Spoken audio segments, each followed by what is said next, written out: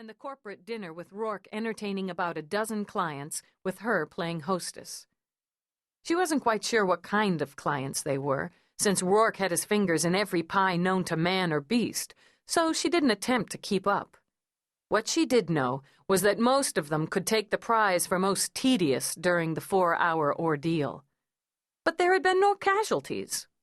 Points for her. What she wanted now was to get home, get out of the sparkly green thing, and fall into bed to sleep for the 6 hours she'd have before the clock started ticking again. The summer of 2059 had been long, hot, and bloody. Fall, with its cooler temperatures, was coming. Maybe people wouldn't be as inclined to kill each other, but she doubted it. She'd barely settled into her seat on the plush private shuttle when Roarke lifted her feet into his lap and slipped off her shoes. "Don't get any ideas, pal. When I finally get out of this dress, I'm not getting back in." "Darling Eve." His voice was a purr that echoed of Ireland. "That's the sort of statement that gives me ideas. However lovely you look in that dress, you'd look even lovelier out of it. Forget it. No way I'm dragging this thing back on, and I'm surely not getting out of this shuttle wearing what you laughingly call underwear, so just... Oh, sweet baby Jesus." Her eyes crossed, then did a slow roll to the back of her head when he pressed his thumbs into her arch. "I owe you a foot rub at the very least." He smiled as she let her head fall back and moaned.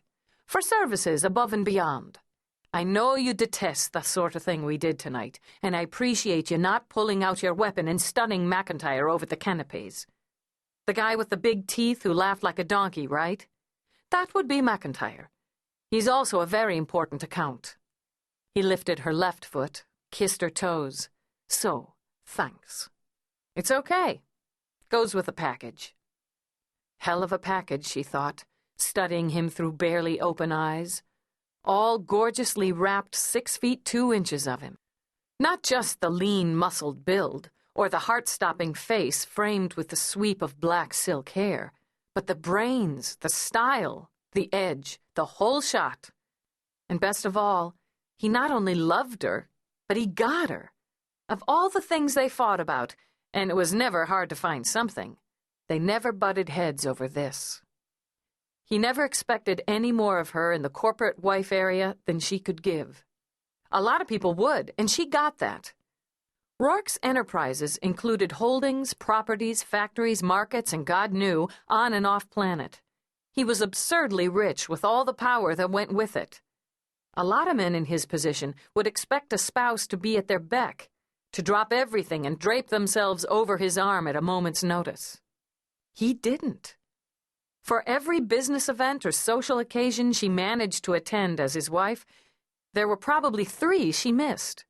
Moreover, there were countless times he arranged his schedule to suit hers or put in time as consultant on a case. In fact, when she thought about it, he made a much better cop's husband than she made a corporate wife. "Maybe I owe you a foot rub," she considered. "You're a pretty good deal." He skimmed a finger down her foot, from toes to heel. "I certainly am. But I'm still not getting out of this dress." She scooted down in her seat, closed her eyes. "Wake me up when we land." She'd only started to drift when the communicator in her evening bag signaled. "Oh, come on." She didn't open her eyes, but reached out, clamped a hand on the bag. "What's our ETA?" "About 15.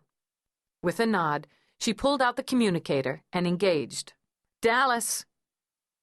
"Dispatch, Dallas, Lieutenant Eve. Report to Belvedere Castle, Central Park. Officers on scene. Homicide, single victim. Contact Peabody, Detective Delia. I'll meet her on scene. My ETA is 30 minutes. Acknowledged. Dispatch out." Shit. Eve dragged a hand through her hair. "You can dump me and go on." "I dislike dumping my wife. I'll go with you and wait." She scowled down at the fancy dress. "I hate going to scenes in these get-ups. I hear about it for weeks." It was worse because she had to put the shoes back on, and then navigate in them over the grass and onto the paths of the city's greatest park.